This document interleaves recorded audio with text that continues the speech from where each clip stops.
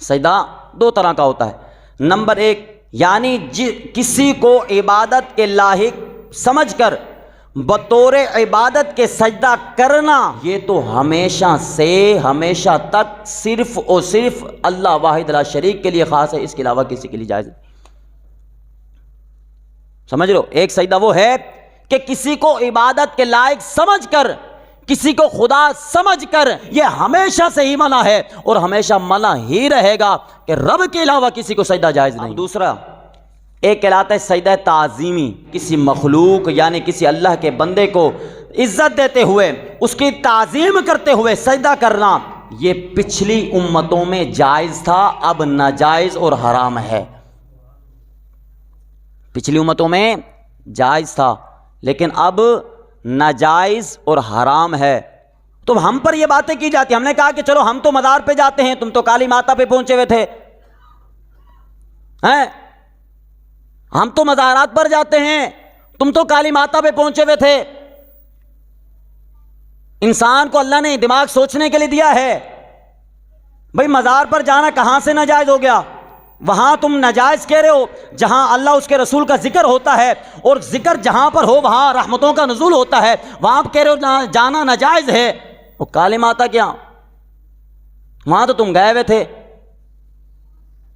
تو بات کہیں اور چلی جائے گی۔ تو بات یہ ہے کہ بھئی ہمارا عقیدہ کہ سجدہ تعظیمی جو ہے پچھلی امتوں میں جائز تھا، اب کیا ہے، ناجائز ہے، حرام ہے، سجدہ نہیں کر سکتے۔ فرماتے ہیں کہ حضرت آدم علیہ نبی علیہ السلام کو سجدہ کرنے کا جو رب نے حکم دیا تھا فرشتوں کو، وہ کون سا سجدہ تھا؟ سجدہ تعظیمی تھا، سجدہ تعظیمی تھا۔ اس وجہ نے سب نے سجدہ کیا، لیکن شیطان نے سجدہ نہیں کیا تھا۔ مفتی احمد یار خان نعیمی رحمۃ اللہ تعالی علیہ آپ فرماتے ہیں کہ اس جہاں میں جو انسان کی ابتدا تھی، یعنی حضرت آدم علیہ نبی علیہ السلام پہلے نبی تھے، پہلے انسان تھے، اللہ تبارک و تعالی نے اس جہاں کی ابتدا بھی نبی کے ادب سے کی ہے، اور اس جہاں یعنی قیامت کے دن کی ابتدا بھی اللہ تبارک و تعالی انبیاء کے ادب سے ہی فرمائے گا۔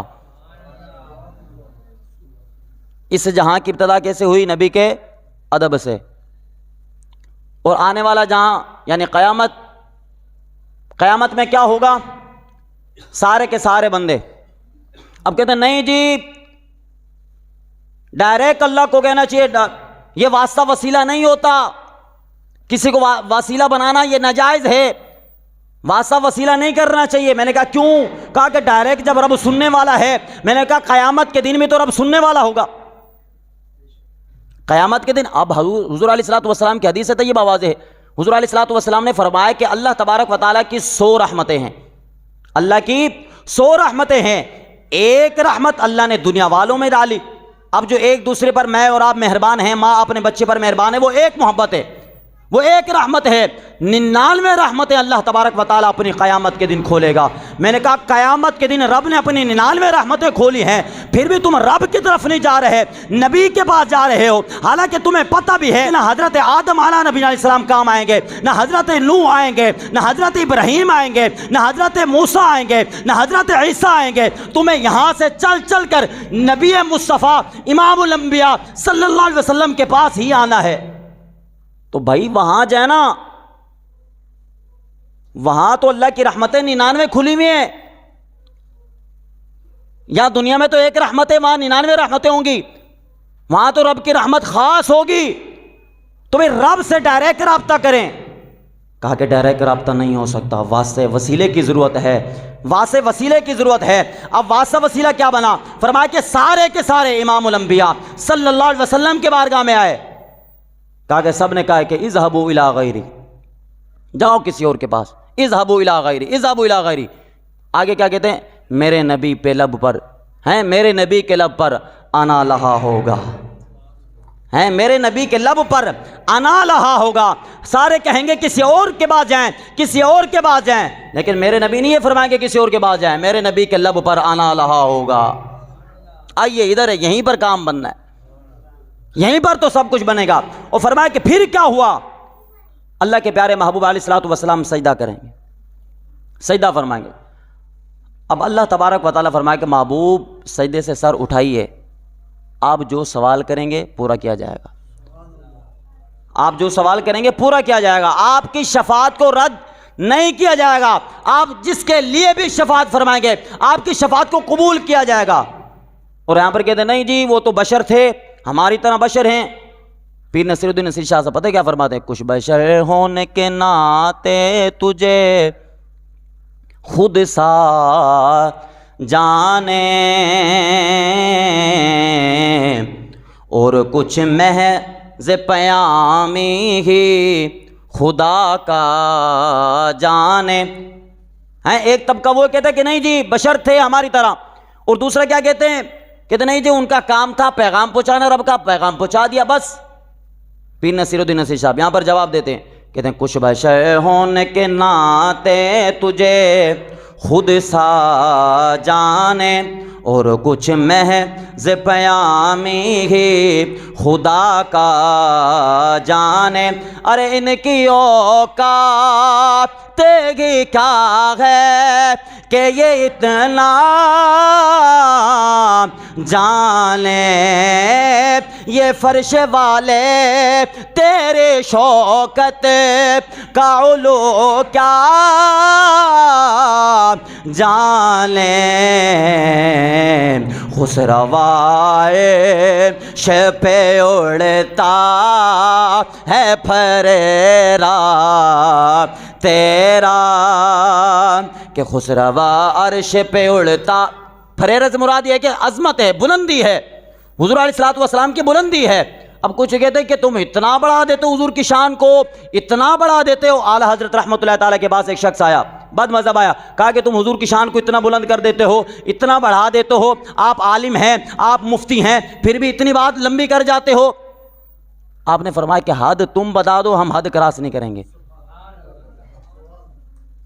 آپ نے فرمایا کہ حد تم بتا دو، ہم حد کراس نہیں کریں گے۔ اب خاموش رہ گیا، کہا کہ حد تو یہی ہے کہ حضور کو خدا نہیں کہہ سکتے، کہا کہ یہی حد ہے، باقی تو سب کچھ کہہ۔ ہم نے کبھی کب کہا حضور خدا ہے؟ معاذ اللہ سبحان، ہم نے کب کہا؟ ہاں آپ نبی کو، حضور علیہ الصلوۃ والسلام کو خدا نہیں کہہ سکتے، خدا کے علاوہ سب کچھ کہہ سکتے ہیں، سب کچھ کہہ سکتے ہیں۔ اور کہتے ہیں وہ کہ حاضر، اب پیر نصیر الدین نصیر صاحب ایک اور جگہ پر کیا کہتے ہیں؟ حاضر و ناظر و نور و بشر غیب کو چھوڑ، کوئی کہتے ہیں حاضر ناظر تھے تو یوں تھے تو منہ تھے، کیا کہتے ہیں؟ حاضر و ناظر و نور و بشر غیب کو چھوڑ، ارے شکر کر وہ تیرے عیبوں کو چھپائے ہوئے ہیں، ارے شکر کر وہ تیرے عیبوں کو چھپائے ہوئے ہیں۔ اور وہاں پر کیا ہوگا؟ شکر کر تیرے عیبوں کو چھپائے ہوئے، یہ باتیں نہ کر، حضور یہ تھے تو وہ تھے، باتیں نہ کر، بلکہ شکر کر وہ تیرے عیبوں کے چھپائے ہوئے ہیں۔ اور آگے ایک اور مقام پر پیر اعلیٰ حضرت رحمۃ اللہ تعالیٰ میرے امام فرماتے ہیں اور تم پر میرے آقا کی عنایت نہ سہی، اور نجدیو کلمہ پڑھانے کا بھی احسان گیا۔ اور کلمہ تو پڑھا ہے نا، اور تم پر میرے آقا کی عنایت نہ سہی، لیکن نجدیو کلمہ پڑھانے کا احسان بھی گیا۔ اب بات کیا ہے؟ اب آگے چلیے، وہاں پر حضور علیہ الصلوۃ والسلام سر سجدے سے اٹھائیں گے اور جس کی شفاعت فرمائیں گے حضور شفاعت ہوگی۔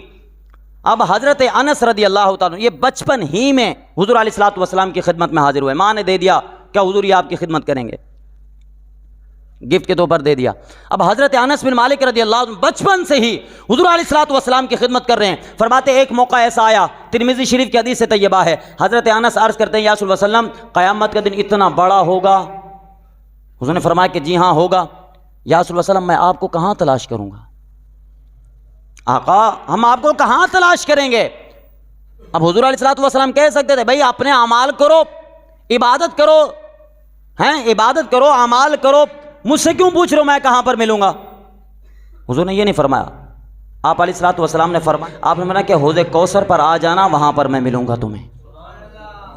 کوثر پر آ جانا، وہاں پر ملوں گا۔ آقا وہاں پر کیا کر رہے ہوں گے؟ فرمایا کہ میری امت کیونکہ سوا نیزے پر سورج آگ برسا رہا ہوگا، میری امت پیاسی ہوگی، فرماتے میں اپنی امت کو ٹھنڈے ٹھنڈے جام پلا رہا ہوں گا۔ میرے اعلیٰ حضرت رحمۃ اللہ تعالیٰ علیہ کا قلم اٹھا تو لکھ دیتے ہیں کہ ٹھنڈا ٹھنڈا کہ میٹھا میٹھا کہ پیتے ہم ہیں کہ پلاتے وہ ہیں۔ اعلیٰ حضرت رحمۃ اللہ تعالیٰ کیا فرماتے ہیں کہ ٹھنڈا ٹھنڈا میٹھا میٹھا پیتے ہم ہیں پلاتے یہ ہیں، اور اپنی بنی ہم آپ بگاڑیں، کون بنائے بناتے یہ ہیں۔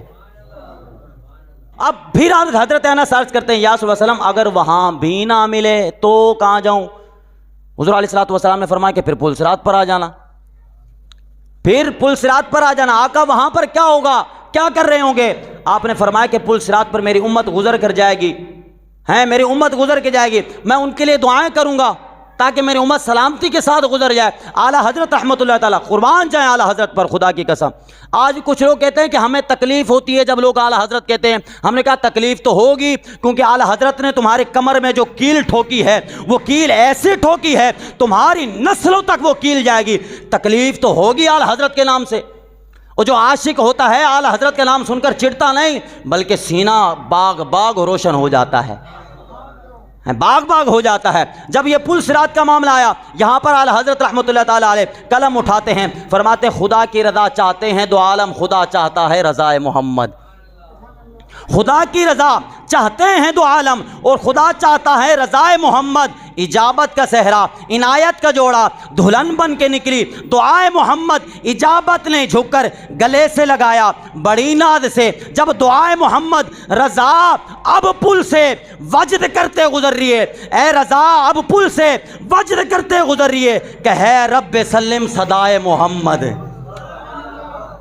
کہ ہے رب سلم صدائے محمد۔ کہا حضور دعا کر رہے ہیں، رضا اب فکر مند ہونے کی ضرورت نہیں ہے کیونکہ حضور کی دعا ہے، حضور کی دعا ہو رہی ہے۔ اب فرمایا کہ پل سے ڈگمگانا نہیں، پریشان ہو کر نہیں گزرنا، بلکہ رضا اب پل سے وجد کرتے گزر رہی ہے کہ ہے رب سلم دعائے محمد۔ کیا شان ہے اعلیٰ حضرت رحمۃ اللہ تعالیٰ۔ پھر تیسرا مقام آج کرتے ہیں صلی اللہ علیہ وسلم اگر وہاں پر بھی نہ ملے تو، آقا جب وہاں پر بھی نہ ملے پھر آپ نے فرمایا کہ پھر میزان میں آ جانا، میزان کہتے ہیں ترازو کو، حضور نے فرمایا وہاں پر آ جانا۔ یا رسول اللہ وسلم وہاں پر کیا ہوگا، وہاں پر کیا ہو رہا؟ فرمایا کہ اگر میری امت میں سے کسی کی نیکیوں میں کمی ہوگی تو فرمایا کہ اس کی نیکیوں کو میں پورا کر دوں گا، ان کی نیکیوں کو میں پورا کر دوں گا۔ اب یہاں پر پیر نصیر الدین نصیر شاہ صاحب رحمۃ اللہ تعالیٰ علیہ ہیں، آپ لکھتے ہیں، آپ پتہ کیا فرماتے ہیں؟ کیوں نہ پلڑا تیرے کیوں نہ پلڑا تیرے اعمال کا بھارے ہو نصیر، ارے اب تو میزان پہ سرکار بے آئے ہوئے گئے، کہ اب تو میزان پہ سرکار بے آئے ہوئے گئے۔